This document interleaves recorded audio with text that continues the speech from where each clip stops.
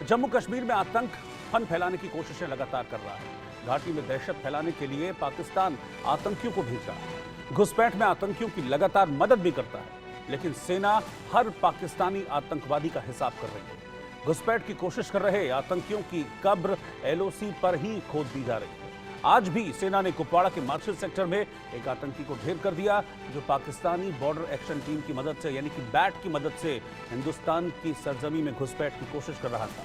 इस दौरान सेना और आतंकियों के बीच जबरदस्त गोलीबारी हुई, जिसमें सेना ने एक आतंकी को ढेर कर दिया, वहीं बाकी आतंकियों की तलाश में सर्च ऑपरेशन चलाया जा रहा है। बिल में छिपे आतंकियों को जहन्नुम पहुंचाने के लिए सेना और जम्मू कश्मीर पुलिस घाटी में कई जगहों पर सर्च ऑपरेशन भी चला रही है। घाटी से आतंक की सफाई को लेकर रणनीति भी तैयार है, लेकिन सवाल है कि आतंकियों की आड़ क्यों ले रहा है पाकिस्तान और ये कब तक चलता रहेगा, और क्या जंग ही पाकिस्तान का इलाज है? आज इसी मुद्दे पर मैं चर्चा करने वाला हूं। कई खास मेहमान मेरे साथ जुड़ेंगे, डिफेंस एक्सपर्ट्स भी मेरे साथ होंगे, लेकिन पहले ये रिपोर्ट आप देखिए।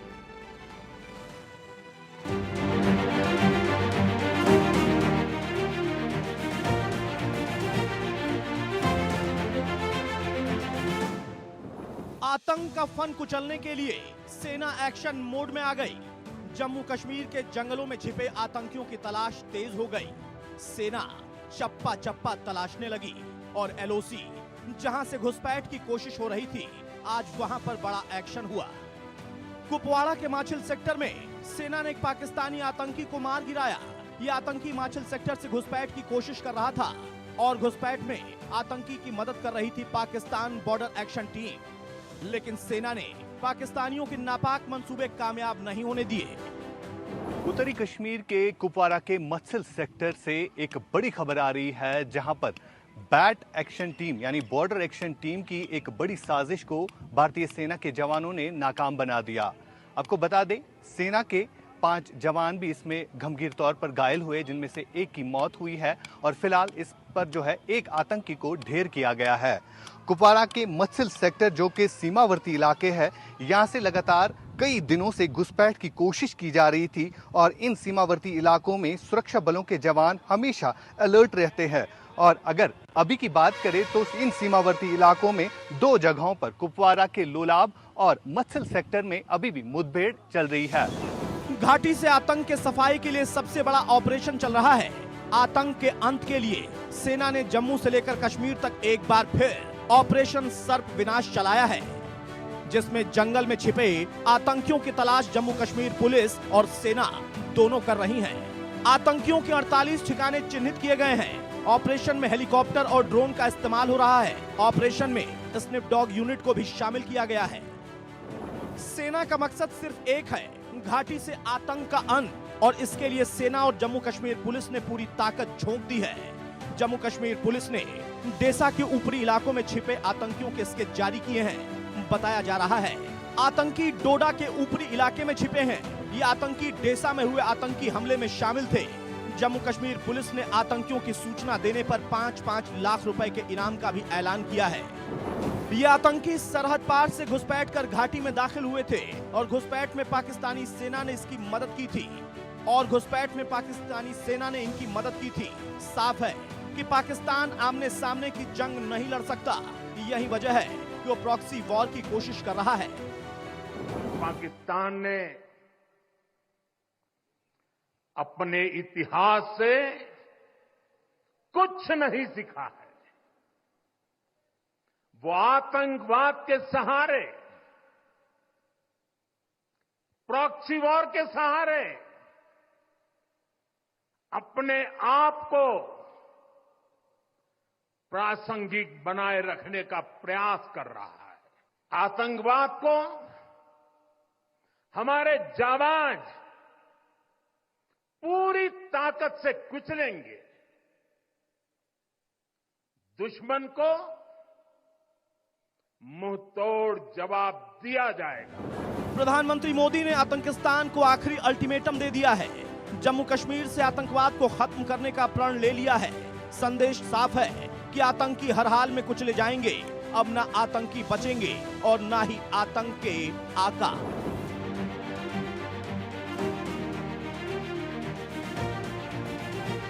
Bureau report, India news. और इस बीच जम्मू के रियासी से एक ब्रेकिंग न्यूज सामने आ रही है, जहां पर सेना सर्च ऑपरेशन चला रही है। दरअसल ये एक इंटेल मिला था, 2 संदिग्ध दिखे थे। इसके बाद सेना ने जम्मू के रियासी इलाके में सर्च ऑपरेशन चलाया है।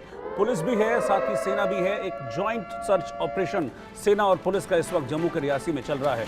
सेना और पुलिस ने पूरे इलाके की घेराबंदी कर ली है। इस तरह की सूचना मिली थी कि रियासी इलाके में 2 संदिग्ध देखे गए हैं, जिसके बाद फौरन सेना एक्शन में आई है।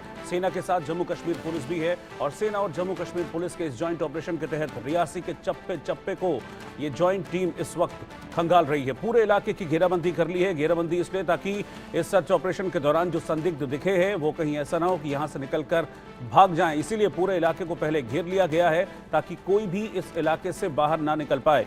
अजय जांडियाल मेरे सहयोगी इस वक्त मेरे साथ जम्मू से लाइव जुड़ रहे हैं। अजय, क्या जानकारी है? 2 संदिग्ध देखे गए हैं रियासी में। रोहित, आपको बता दूं कि ये रियासी जिले का डडवा इलाका पड़ता है, जो पौनी ब्लॉक का हिस्सा है। यहाँ पर बेसिकली एक महिला को जो है 4 संदिग्ध दिखे थे, जिन्होंने बैकपैक उठा रखे थे और उसके बाद जो है वो जंगल के इलाके की ओर चले गए। इसकी जानकारी तुरंत उसने जो लोकल स्थानीय जो लोग थे उनको दी, जिसके बाद पुलिस तक ये जानकारी पहुंची और उसके बाद जहां पर एक बड़ा सर्च ऑपरेशन जो है वो शुरू किया गया है।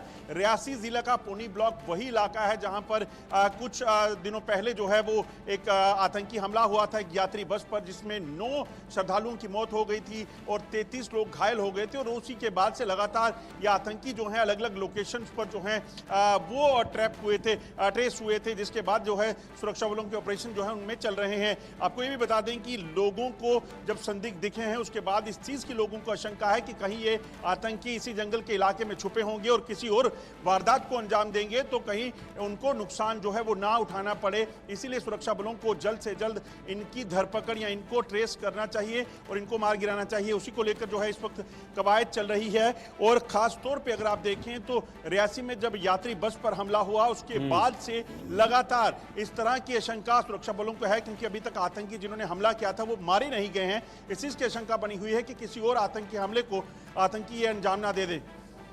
अजय, मेरे साथ आप बने रहिए, मैं आपके पास वापस लौटूंगा। आशिक मीर भी इस वक्त कुपवाड़ा से मेरे साथ लाइव जुड़ गए हैं। कुपवाड़ा वो जगह है जहां पर पाकिस्तान के बैट टीम उसने आतंकियों को घुसाने की, हिंदुस्तान में घुसपैठ कराने की कोशिश की थी, लेकिन वहां पर उस आतंकी को मार गिराया गया था। अभी क्या इंफॉर्मेशन है आशिक वहां से? आप वहीं पर हैं? बिल्कुल, जिस हिसाब से कुपवाड़ा के मत्सल सेक्टर की जहां बात आती है तो मत्सल सेक्टर यहां से 60 किलोमीटर दूर जो है बॉर्डर एरिया है। मैं आपको तस्वीरों के जरिए भी दिखाने की कोशिश करूंगा। ये वो सीमावर्ती इलाके है जहां पर जंगलों का सहारा लिया जाता है और इन्हीं जंगलों के सहारे ये आतंकी जो है छुप जाते हैं। सुबह पाकिस्तान आर्मी की बैट एक्शन टीम की तरफ से एक हमला किया गया था सुरक्षा बलों पर और मत्सल में तैनात ये सुरक्षा बलों के जवान जो है, इसमें बताया जा रहा है कि कुछ ऑफिसर समेत कुछ जवान जो है इसमें जख्मी हुए थे, जिसमें से एक जवान की मौत भी वाक़ा हो गई है। साथ साथ ये भी खबर है कि एक आतंकी को जो है फिलहाल इसमें ढेर किया गया है। मत्सल और हो या कुपवाड़ा के क्लियरेंस सेक्टर की जहां बात आती है, जहां पर बीते 5 दिनों से लगातार कॉम्बिंग ऑपरेशन चलाया जा रहा है, क्योंकि कुछ दिन पहले भी किसी तरह लोलाब सेक्टर में एक एनकाउंटर हुआ जहां पर एक आतंकी को जो है ढेर किया गया। उसके बाद जो है सेना प्रमुख ने जो है कुपवाड़ा के क्लियरेंस सेक्टर का दौरा किया, जितनी भी फॉरवर्ड पोस्ट है, और वहां पर कड़ी ये मैसेज दी उन आतंकियों को किस तरह से इनका सफाया करना है। और साथ साथ इस वक्त की जब बात आती है तो इस वक्त भी बड़े पैमाने पर कुपवाड़ा के क्लियरेंस सेक्टर की बात हो, यानी जितने भी सीमावर्ती इलाके हैं वहां पर कॉम्बिंग ऑपरेशन चलाया जा रहा है। जी बिल्कुल आशिक, पाकिस्तान की कोशिश हमेशा से ये रहती है कि अस्थिर करे वो, खासतौर पर जम्मू कश्मीर को। अब क्योंकि इलेक्शंस भी नजदीक आ रहे हैं तो ऐसे में ये प्रयास बहुत तेजी से नजर आ रहे हैं इस तरीके के। उसी कड़ी में हमने एक ये कोशिश भी देखी जिसको नाकाम कर दिया हमारे जवानों ने, हमारे सेना के जवानों ने। इलाके में पूरे जो बॉर्डर हैं, LOC है, वहां पर टाइट रखे गए हैं इंतजाम सुरक्षा के। बिल्कुल, बीते कुछ दिनों की अगर हम बात करें तो इस तरह के अटेम्प्ट्स कई बार किए गए, क्योंकि अगर हम POK की बात करें, जितने भी आतंकी कैंप्स है तो वहां पर आतंकियों की संख्या जो है काफी ज्यादा बढ़ गई है, जिसको लेकर ये आतंकी इसी फिराक में रहते हैं कब इनको मौका मिले ये घुसपैठ करे। तो इसी तरह की कोशिशों को लगातार सुरक्षा बलों के जवान विफल करते हैं और बार बार ये चैलेंज करने की कोशिश की जाती है।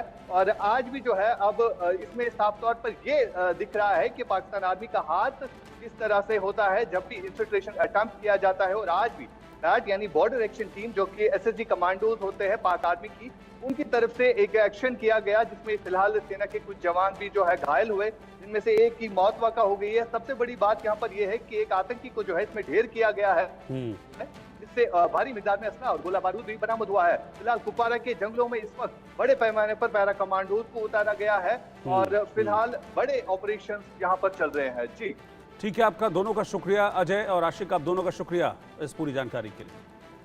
तो देश के सवाल पर मैं वापस लौट रहा हूं और जिस तरीके से पाकिस्तान कायराना हरकतें कर रहा है, जिस तरीके से प्रॉक्सी वॉर पाकिस्तान छेड़े हुए है और आतंकियों की आड़ में घुसपैठ कराकर अस्थिर करने की कोशिश कर रहा है, कुछ सवाल हैं और उन सवालों को मैं आपके सामने रखता हूं। फिर अपने पैनल को इंट्रोड्यूस करके हम चर्चा की शुरुआत करेंगे कि आतंकियों की आड़ आखिरकार क्यों पाकिस्तान ले रहा है। क्या सिर्फ उसका एक ही मकसद है भारत को अस्थिर करना, और क्या सिर्फ अब जंग ही एकमात्र इलाज है पाकिस्तान का?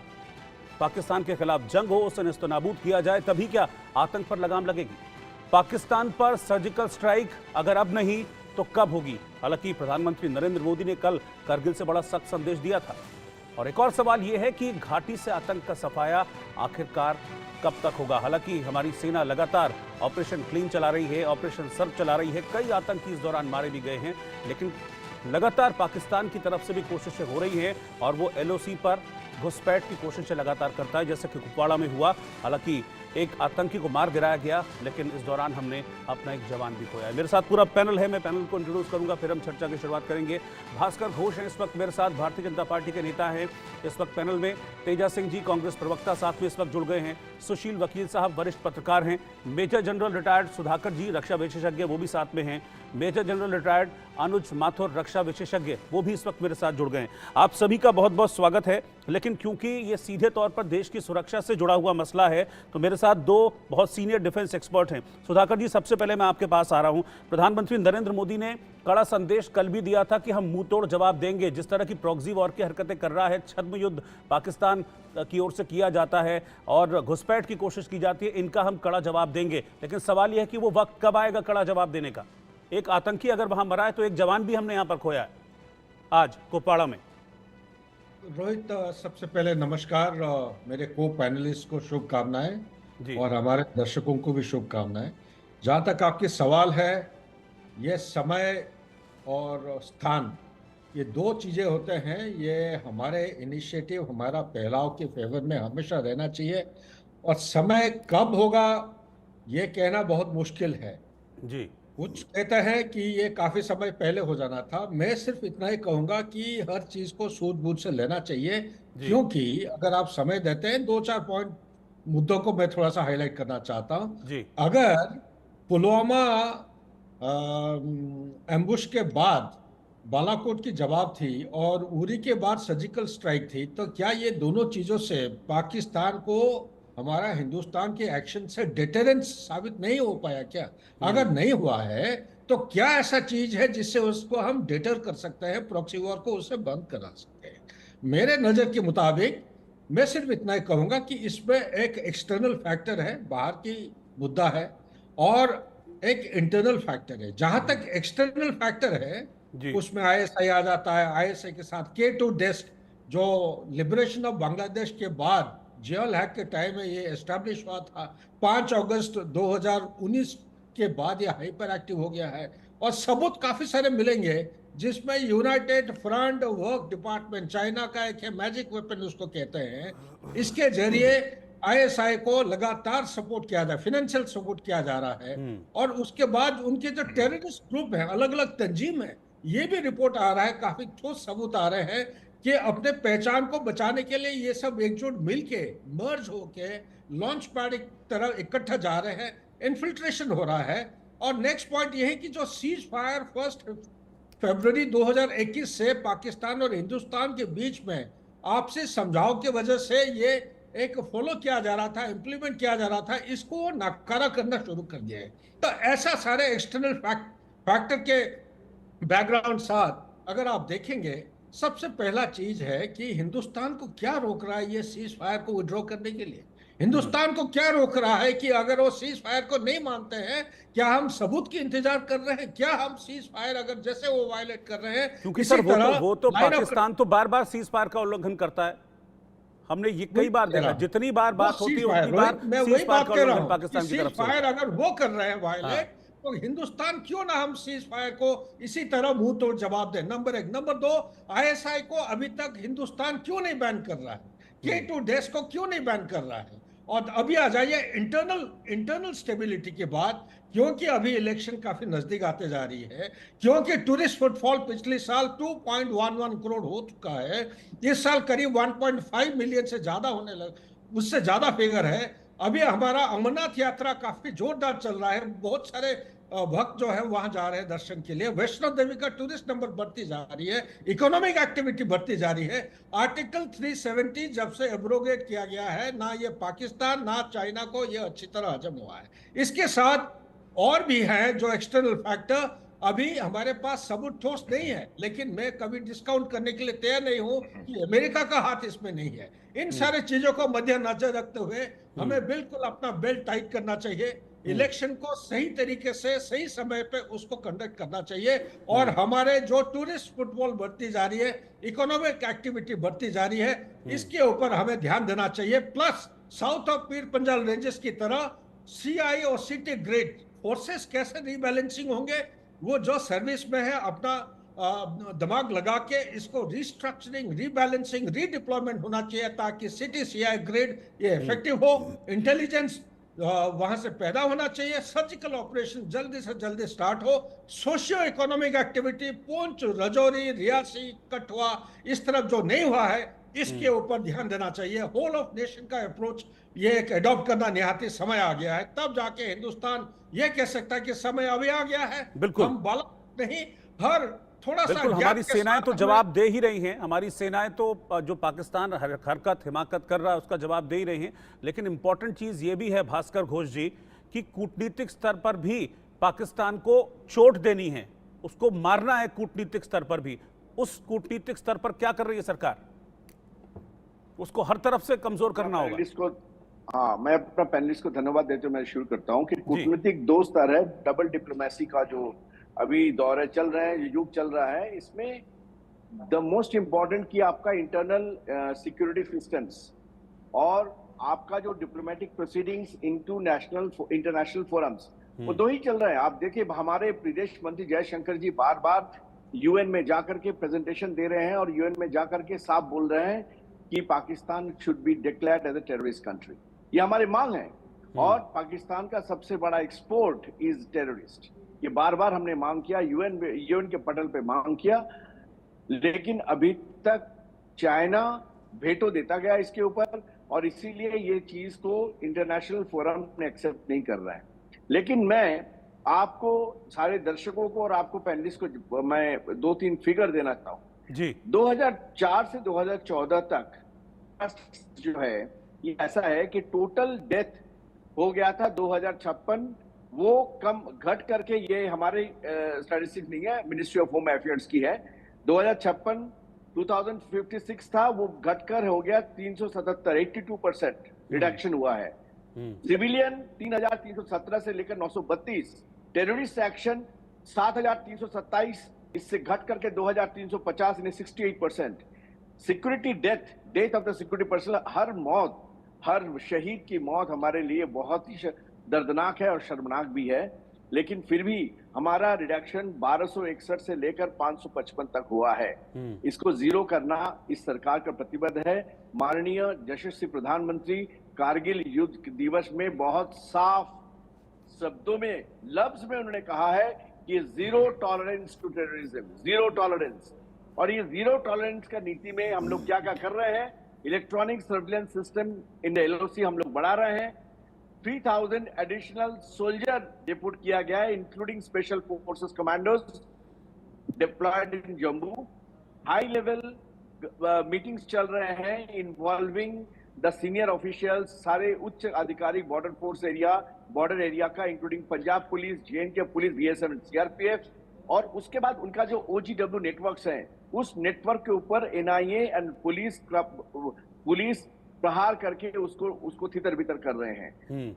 सो अभी नया जो हमारे आर्मी चीफ आए उपेंद्र द्विवेदी जी, उन्होंने साफ शब्दों में कहा कि हमारा ये जो भी आज स्थिति है 10 साल के अंदर, वो हमारा सेटिस्फेक्शन नहीं है। हम इसको जीरो टॉलरेंस नीति पे लाएंगे, जीरो टॉलरेंस लेवल पे लाएंगे, और इसके लिए जितना भी डिप्लॉयमेंट होगा फोर्सेस एंड एमुनेशन, वो डिप्लॉयमेंट किया जा रहा है। और इंटरनेशनल फोरम में, यूएन में बार बार हमारे जो एम्बेसीज हैं, एम्बेसडर हैं, हमारे माननीय जयशंकर जी हैं, वो हर बार कठिन से कठिन शब्दों में इसको निंदा भी कर रहे हैं और पाकिस्तान को एक टेररिस्ट कंट्री डिक्लेयर करने के लिए हम बार बार प्रेशराइज कर रहे हैं। उनके ऊपर आईएमएफ का सारा बैन लग गया है, ये रेस्ट्रिक्टेड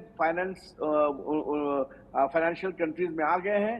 और लेकिन आने वाला दिन पे हम तो कह रहे हैं कि जैसे आज अफगानिस्तान का स्थिति है, उससे बदतर स्थिति आज फाइनेंशियल स्थिति पाकिस्तान की है। और ये ठीक है, मैं इस पर एक रिएक्शन तेजा सिंह जी से भी लूंगा, जो कि प्रवक्ता हैं कांग्रेस के, वो भी साथ में जुड़ गए हैं। तेजा सिंह जी, आप विपक्ष में हैं और विपक्ष का भी काम होता है सरकार के हर एक एक्शन पर नजर रखना, लेकिन ये मसला देश का है, ये सोचकर आप जवाब दीजिएगा कि सरकार जो कर रही है आतंकवाद के खिलाफ, उस पर विपक्ष क्या कह रहा है? देखो जी, जहां तक सरकार के काम करने की बात है, अभी अभी हमारे एक प्रवक्ता ने बताया कि हमारे प्रधानमंत्री ने बड़े जोरदार अल्फाज में पाकिस्तान को चेतावनी दी है।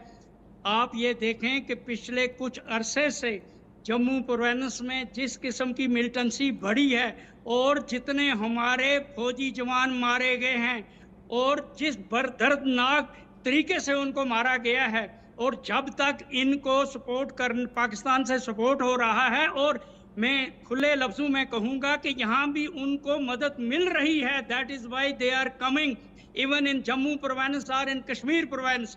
लेकिन उसके लिए सिर्फ बातें करने से कुछ नहीं होगा, चेतावनी देने से कुछ नहीं होगा।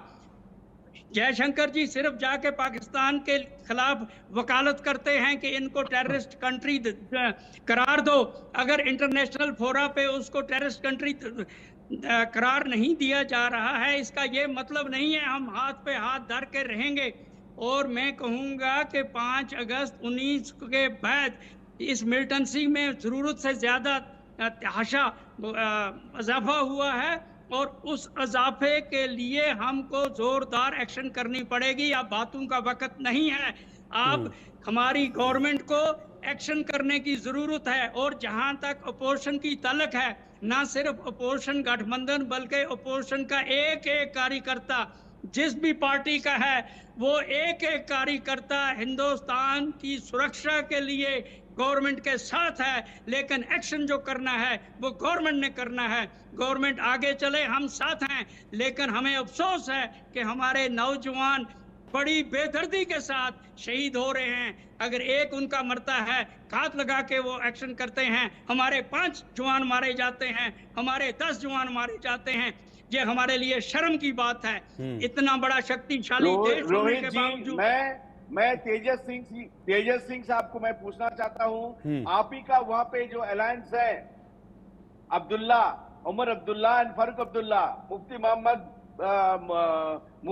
मोहम्मद, उन्होंने जो जिस तरह से बयानबाजी कर रहे हैं, जिस तरीके से आप बयानबाजी कर रहे हैं, वो कांग्रेस के साथ हमें लेकर आज जगह का स्थिति को और भी नाजुक कर रहे हैं। आप देखें जनाब, इलेक्शन 2024 का जो इलेक्शन हुआ, उस इलेक्शन में आपका रोल क्या था? आपका रोल क्या था तेज सिंह जी, आप याद करो। मैं आपको ये जवाब दूं कि मैं कहता हूं कि गवर्नमेंट को एक्शन करनी है, और जो अपोजिशन पार्टियां हैं वो भी मुल्क के साथ हैं। मुल्क की सलामती के लिए एक एक हिंदुस्तानी आपके साथ है, पार्टी आपके गवर्नमेंट के साथ है। लेकिन जो कुछ करना है वो गवर्नमेंट ने करना है। बाकी जहां तक बयानबाजी की ताल्लुक है, और ये जहां तक सीज फायर हुआ था, इस वक्त तक जो सीज फायर है, हमारी गवर्नमेंट उस सीज फायर का उल्लंघन नहीं करती है, लेकिन हजारों की तादाद में वहां से मिलिटेंट आ रहे हैं, वो सीज फायर का उल्लंघन करते हैं, वो हमारे फौजियों को मार रहे हैं। तो इसमें अपोजिशन क्या कर सकता है? क्योंकि गवर्नमेंट जो है वो गवर्नमेंट ने एक्शन करना है। गवर्नमेंट जो भी एक्शन करेगी हम उनके गवर्नमेंट के साथ नहीं है। जब कांग्रेस सरकार ने जो प्रधानमंत्री जम्मू कश्मीर लिबरेशन फ्रंट के चीफ को दिल्ली बुला के अपने साथ लांच कराएंगे, उन स्थितियों में क्या हो जाएगा? ये जो आजकल सरकार है, जो पुरानी सरकार है, उनके जो बुरे कर्म थे, जिन्होंने पाकिस्तान से इतना सामान आने दिया, रॉकेट लॉन्चर आने दिया, AK-47 लाखों में आने दिया। भाई साहब, ये तो आप उन्हीं की देन है सारी। पुराने मुर्दे गाड़ने से क्या करते हो? अगर उन्होंने कोई आप जो गलती कह रहे की हैं ना, है आप जो सारा दोष आजकल की सरकार की दे रहे हो, आप अभी सरकार की बात करो। जब आपकी सरकार थी तब क्या हो रहा था गलती जम्मू नहीं, ये कश्मीर आपका में? स्ट्रेटजी था। गलती नहीं, स्ट्रेटजी था आपका ये। मैं ये आपको कह रहा हूँ कि इन्फिल्ट्रेशन करवाना आपका हमारी स्ट्रेटजी था। सरकार ने, हमने पाकिस्तान के खिलाफ 3 जंग लड़े और तीनों जंगों में हमने कामयाबी हासिल की। और मैं आज डंके की चोट पे कहता हूँ, पाकिस्तान एक बार फिर हिंदुस्तान से हारेगा, चाहे कोई भी गवर्नमेंट हो। हमारा देश बड़ा ठीक है, मैं इससे पहले हमें अपने अगले मेहमानों पर चलूं, मुझे 2 रिएक्शंस और अपने जो मेहमान हैं उनसे लेने हैं। गुलाम नबी आज़ाद क्या कह रहे हैं? जिस तरीके से जम्मू कश्मीर में अभी हाल फिलहाल में पिछले 1 महीने के दौरान हमने देखा है कि आतंकी घटनाएं बढ़ी हैं एकदम से, उस पर गुलाम नबी आज़ाद क्या कह रहे हैं वो देखते हैं। अचानक मिलिटेंसी का गुज़श्ता 2-3 महीनों से होना, ये भी एक अजीब बात है और इससे हमको परेशान होने की भी जरूरत है कि उनके बड़े अरसे के बाद, कई मुद्दत के बाद, कई सालों के बाद मिलिटेंसी से एक राहत मिली थी पूरी रियासत को। अब पड़ोसी मुल्क उसको समझना चाहिए कि इस वक्त उनकी ताकत हिंदुस्तान के मुकाबले में 0 है। पाकिस्तान सबसे कमजोर है, सियासी तौर पर भी, पॉलिटिकली भी, आपसी लड़ाई में भी, लीडरशिप की लड़ाई में भी। जीतता एक पार्टी है और हुकूमत दूसरी पार्टी बनाती है। तो ऐसे हालात में पाकिस्तान को चाहिए कि अपने मुल्क की तरफ ध्यान दे, मुल्क के लोगों की तरफ ध्यान दे, मुल्क की माशी हालात की तरफ ध्यान दे।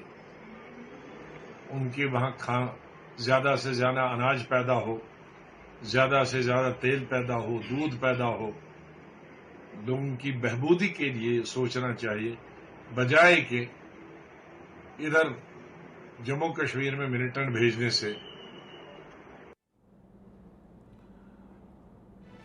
मैं जनरल माथुर के पास चल रहा हूं। जनरल माथुर, हमारे ही देश में कुछ नेता ऐसे हैं, कश्मीर में बैठे कुछ नेता ऐसे हैं जो कि लगातार इस बात की वकालत करते हैं कि बात करो, पाकिस्तान से बात करो, बात करने से हल मिलेगा। फिर उसके बाद वो कहते हैं कि वो चुप नहीं बैठेंगे, उन्होंने चूड़ियां नहीं पहनी हैं। लेकिन इसी बीच बात करने की वकालत के दौरान वो घुसपैठ भी कराते हैं, आतंकी भी भेजते हैं, ड्रोन से हथियार भी ड्रॉप करते हैं। तो क्या इस माहौल में बात हो सकती है और बात से हल संभव दिखता है आपको?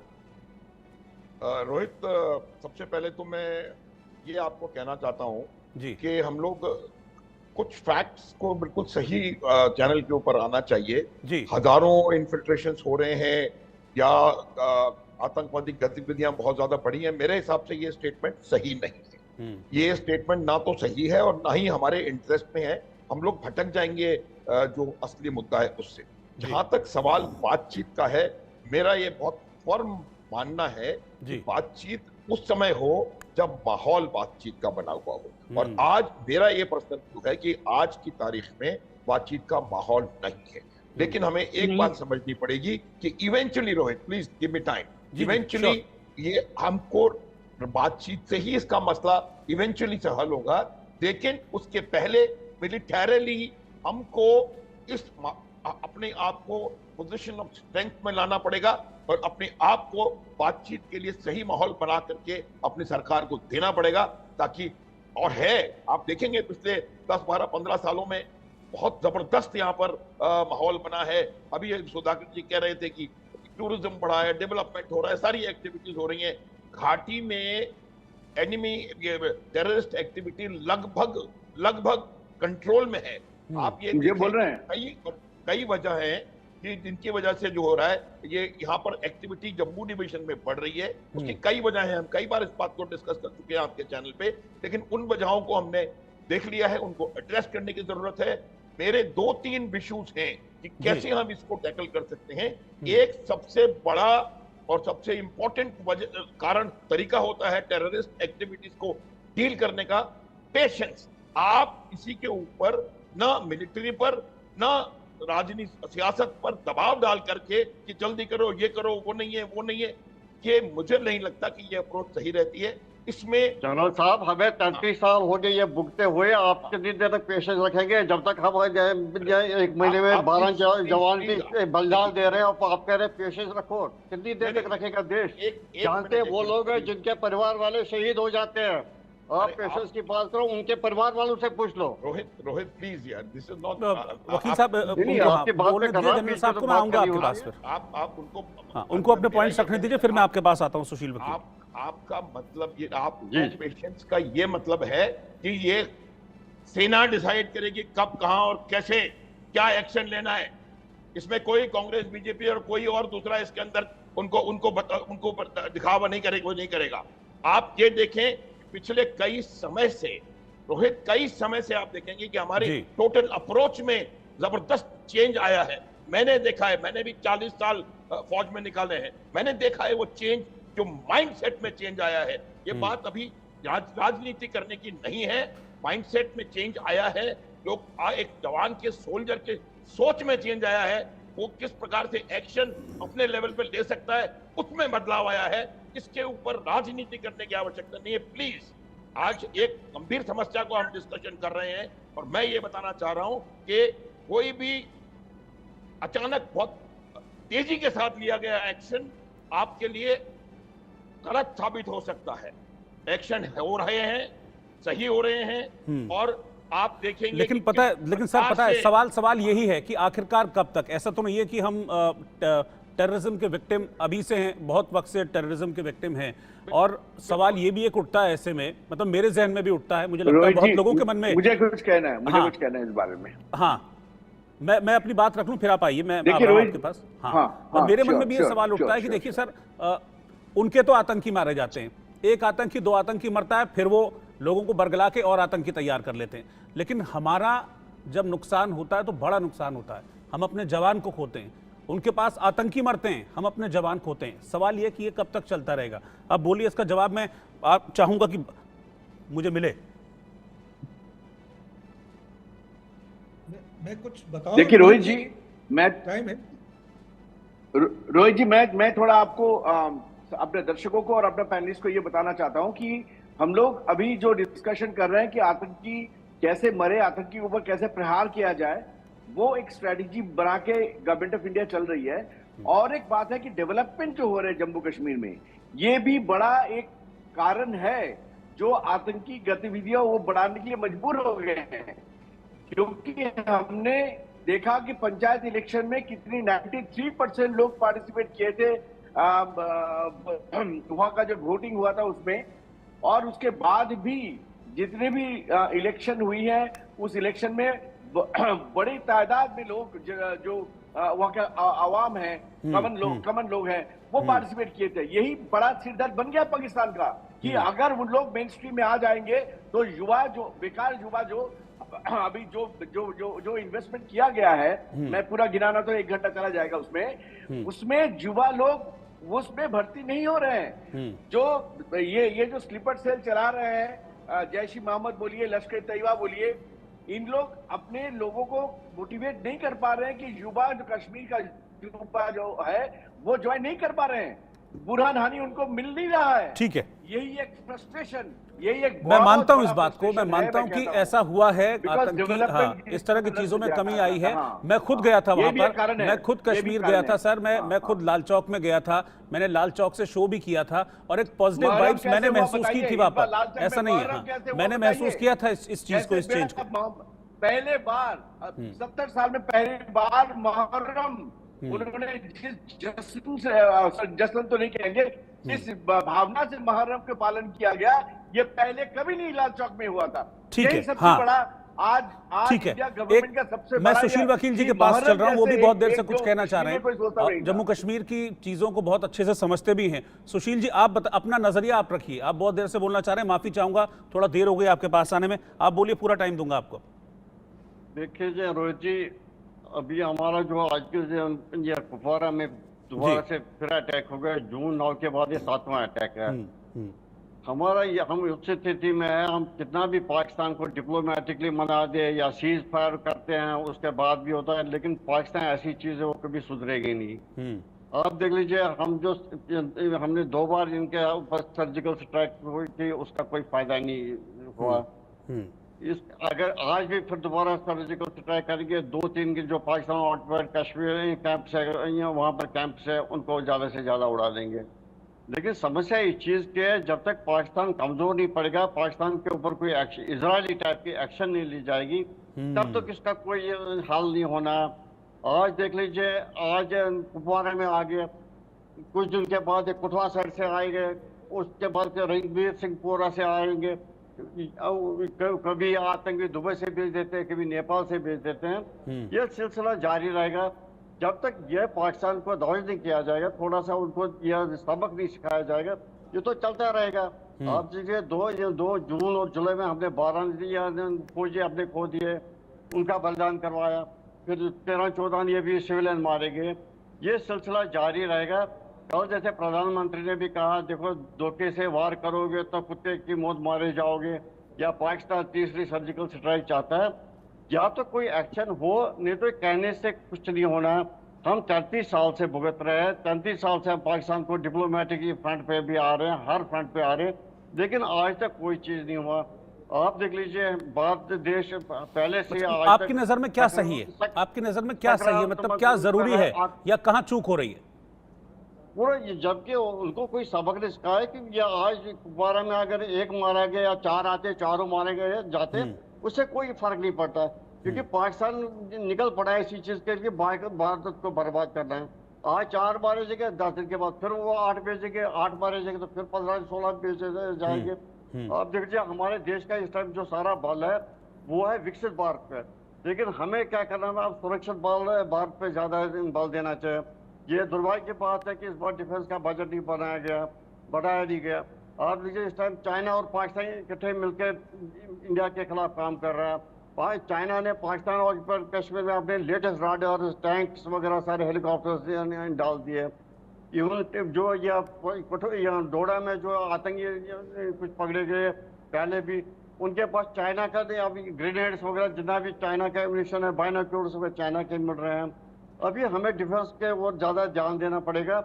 और जम्मू कश्मीर में जैसे अभी तक ये हम एक्शन कर रहे हैं, जैसे हमारा जो इनका जो ओवरग्राउंड वर्कर्स है जो मदद कर रहे हैं, ये भी सुनने में आया कि डोडा में जो छुपे हुए जंगलों में वो उनको जो राशन पर खाद पहुंचा रहे हैं, 20-30 हज़ार उनको दे रहे हैं राशन वगैरह पहुंचाने में।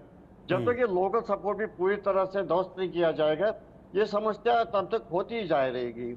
इसलिए भारतीय सरकार को पाकिस्तान को कमजोर करने के लिए, जैसे पाकिस्तान हमारे ऊपर ये एक्शन कर रहा है, हमें भी यहाँ से सेम एक्शन करनी पड़ेगी।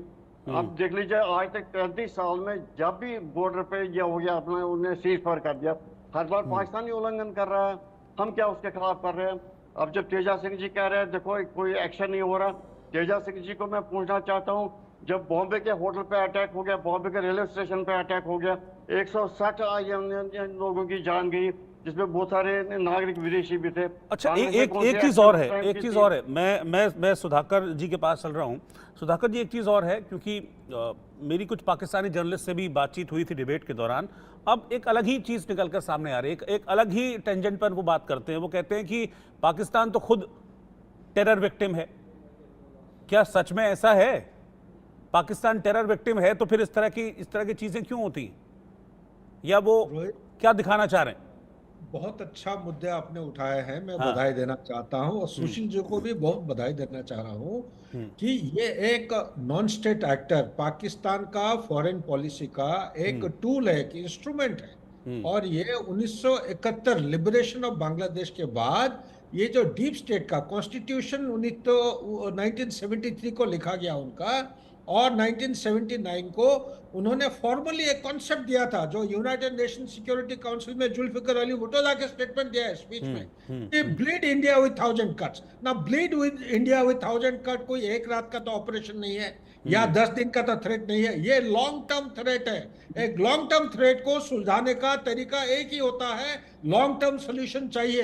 ये नहीं कि वो पुंछ और रजौरी और रियासी में ठंड पड़ गया, कोई हरकत नहीं हो रहा है, हम वहां से ट्रूप्स निकाल लेंगे ना, ये ऐसा नहीं होता है। बॉर्डर स्टेट्स में आपको लॉन्ग टर्म सोल्यूशन को जब तक हासिल नहीं, जब तक पाकिस्तान है, मान के चलिए रोहित जी, ये उनका जब पूंछ है कभी सीधा नहीं होगा, ये ऐसा ही चलते रहेगा। सोल्यूशन क्या है? नॉन स्टेट एक्टर की जो मसला है, नॉन स्टेट एक्टर या कोवर्ट ऑपरेशन के जरिए से होना चाहिए।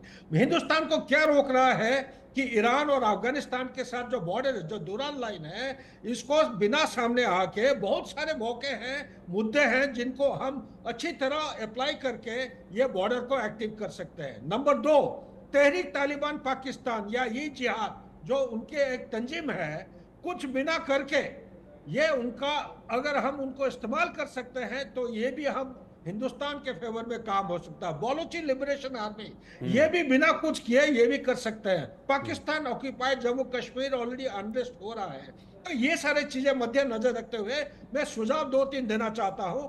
नंबर 1, लाइन ऑफ कंट्रोल के ऊपर जो सीज फायर लागू किया गया है 1 फरवरी से, इसको कंडीशनल बनाइए पाकिस्तान के साथ। जितना तुरंत होगा उतना ही अच्छा है कि टेररिज्म नहीं रोकेंगे हम, उसी वक्त उसी दिन एक जवान मरते ही हम उनके ऊपर अटैक करेंगे। अटैक किया जाएगा कैलिब्रेटेड मैनर में, टारगेट हम चुनेंगे, समय और स्थान वो भी हम चुन के अटैक करेंगे। नंबर 2, ISI को बैन करिए। नंबर 2, 3, जो K2 डेस्क एक्टिवेट हुआ है 5 अगस्त 2019 से, चाइना इसको मदद कर रहा है। नंबर 4, चाइना के लेकिन सवाल ये है, आपने जो बातें कही सुधाकर जी, मैं इन्हीं बातों को लेकर मैं अनुज माथुर जी के पास चल रहा हूं। सर, जो बातें अभी सुधाकर जी ने कही बिल्कुल ठीक सारी बातें, लेकिन सवाल ये है कि वो पाकिस्तान जिसके बैट के जो फौजी हैं वो आतंकियों को बॉर्डर पार कराने बॉर्डर तक आ गए, वो पाकिस्तान मानेगा?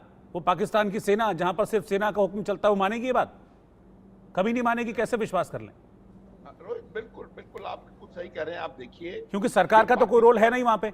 सरकार तो हाथ जोड़ के खड़ी रहती है सेना के सामने। बिल्कुल वही मैं कह रहा हूं। देखिए, हर देश के पास एक सेना होती है, पाकिस्तानी सेना के पास एक देश है। ये बात कई बार कही जा चुकी है, ये बात आप समझ लें। सेना, पाकिस्तान की सेना खुद एक आतंकवादी, आतंकवाद का गढ़ है, एपिसेंटर है।